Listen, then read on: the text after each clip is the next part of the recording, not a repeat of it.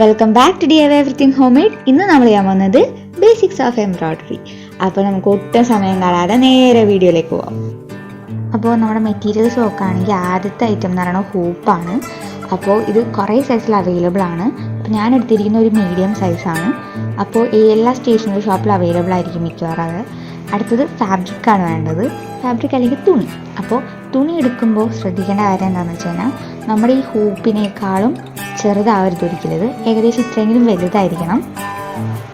അപ്പോൾ സ്റ്റാർട്ടിങ് തന്നെ നല്ല മെറ്റീരിയൽ ഒന്നും എടുത്ത് ചെയ്യണമെന്നില്ല, നമുക്ക് വീട്ടിലുള്ള കട്ട് പീസ് എടുത്താൽ മതിയാവും. ഇനി നമുക്ക് വേണ്ട ഐറ്റം എന്ന് പറയുന്നത് ത്രെഡാണ്. എംബ്രോയിഡറിയുടെ നൂലെന്ന് പറഞ്ഞു കഴിഞ്ഞാൽ എല്ലാ കടയിലും സ്റ്റേഷനറി കടയിലും കിട്ടുന്നതാണ്. പിന്നെ നമുക്ക് വേണ്ട ഐറ്റം കത്രിക. അപ്പോൾ ലാസ്റ്റ് ഐറ്റം എന്ന് പറയുന്നത് സൂചിയാണ്. അപ്പോൾ ഇത്രയുമാണ് നമ്മുടെ ഐറ്റംസ്. അപ്പോൾ നമുക്ക് സമയം കളയാതെ നേരെ വീഡിയോയിലേക്ക് പോവാം. അപ്പോൾ ഇത് ബേസിക്സ് ഓഫ് എംബ്രോയിഡറി ആയതുകൊണ്ട് തന്നെ നമുക്കിത് മുകളിലൊരു സ്ക്രൂ പോലത്തെ സാധനം കാണാം.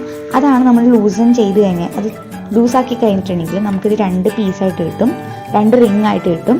അപ്പോൾ നമുക്ക് ആ സ്ക്രൂ ഉള്ള റിങ്ങിനെ മാറ്റി വയ്ക്കാം.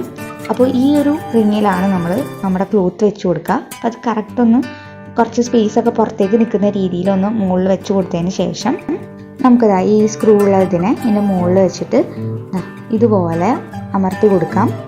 അതിന് ശേഷം നമുക്കിതിനെ ടൈറ്റ് ചെയ്ത് കൊടുക്കണം. അപ്പോൾ അതായത് ഇതുപോലെയാണ് ബാക്ക് വശം ഇരിക്കുക. അപ്പോൾ നമുക്ക് കാണാൻ ഞാൻ പറഞ്ഞു എക്സസ് പോർഷൻ ഉണ്ടാവണം എന്ന്.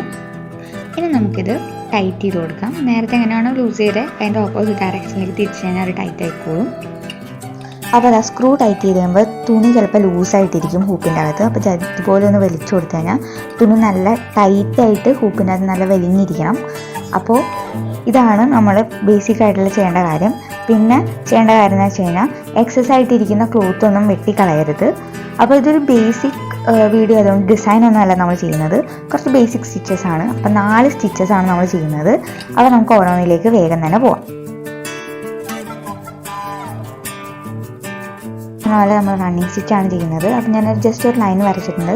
ഫസ്റ്റ് ട്രൈ ചെയ്യുമ്പോൾ ലൈൻ വരച്ച് ഒരു ലൈനിൽ ചെയ്ത് നോക്കുന്നതായിരിക്കും ബെറ്റർ. അപ്പോൾ ത്രെഡ് ഞാൻ ഒരുമിച്ച് 2 അറ്റവും കൂടി ചേർത്ത് കെട്ടിയേക്കല്ല, ഒരറ്റത്ത് മാത്രമേ കെട്ടിട്ടുള്ളൂ, ഒരറ്റം വെറുതെ ഫ്രീ ആയിട്ട് ഇട്ടേക്കാണ്. അപ്പോൾ നമുക്ക് സ്റ്റിച്ചിങ്ങിലേക്ക് സ്റ്റാർട്ട് ചെയ്യാം. അപ്പോൾ ആദ്യത്തെ സ്റ്റെപ്പ് എന്ന് പറയുന്നത് ബാക്കിലോടെ ഫസ്റ്റ് പോയിന്റിൽ നമ്മൾ സൂചിനെ കുത്തി ടോപ്പിലേക്ക് എടുക്കുക എന്നുള്ളതാണ്. ഇതാണ് ഏറ്റവും സിംപ്ലസ്റ്റ് എംബ്രോയിഡറിയുടെ ബേസിക് സ്റ്റിച്ച് എന്ന് പറയുന്നത്. അപ്പോൾ ഇനി എടുക്കേണ്ടത് കുറച്ച് സ്പേസ് ഇട്ടിട്ട് തൊട്ടപ്പുറത്ത് തന്നെ ജസ്റ്റ് നോർമലി അതിനെ ബാക്ക് സൈഡിലേക്ക് കൊണ്ടുപോവുക. ഇനി ആണ് ഇതിൻ്റെ മെയിൻ പാർട്ട് എന്നൊന്നുമില്ല, കുറച്ച് ഗ്യാപ്പ് ഇട്ടിട്ടായിരിക്കും നമ്മൾ അടുത്ത സ്റ്റിച്ച് ചെയ്യുക. അതായത് ഇതുപോലെ ഒരു സ്പേസ് ഉണ്ടാവും ഓരോ സ്റ്റിച്ചുകൾ തമ്മിൽ. ആ ഒരു സ്പേസ് എന്ന് പറയുന്നത് നമുക്ക് കാണാൻ പറ്റുന്ന ആ ഒരു ലൈനിൻ്റെ അത്രയും തന്നെ ആയിരിക്കും അതിൻ്റെ ഇടയിലുള്ള ആ ഒരു ബ്ലാങ്ക് ആയി കിടക്കുന്ന പോർഷൻ. അപ്പോൾ നമുക്കിത് കണ്ടിന്യൂ ചെയ്യാം.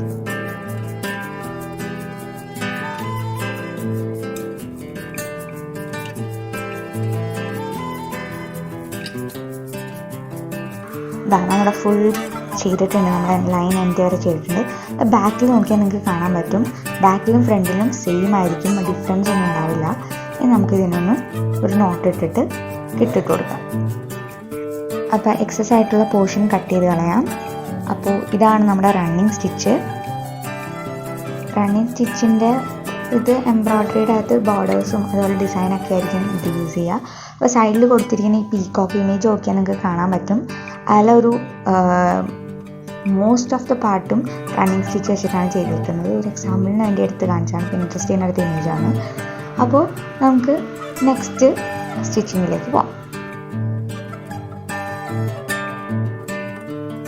അപ്പോൾ നമ്മുടെ സെക്കൻഡ് സ്റ്റിച്ചിങ് ആണ്. അപ്പോൾ ബാക്ക് സ്റ്റിച്ചാണ് ചെയ്യാൻ പോകുന്നത്. അപ്പോൾ അതും റണ്ണിങ് സ്റ്റിച്ച് പോലെ തന്നെ ബാക്കിൽ നിന്നാണ് സ്റ്റാർട്ട് ചെയ്യേണ്ടത്. സ്റ്റാർട്ട് ചെയ്യുന്നു.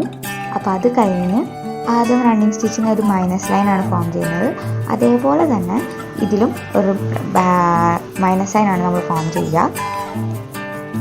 അതിനുശേഷം റണ്ണിങ് സ്റ്റിച്ചിൽ നമ്മൾ ഗ്യാപ്പ് വിട്ടതിന് ശേഷം ഫ്രണ്ടിലേക്കാണ് എടുത്തത്.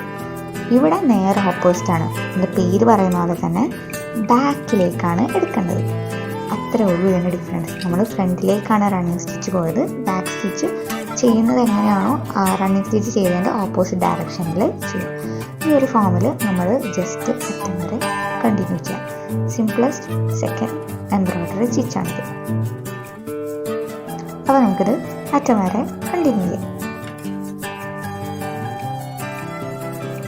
അപ്പോൾ നമ്മൾ കംപ്ലീറ്റ് ചെയ്തിട്ടുണ്ട്.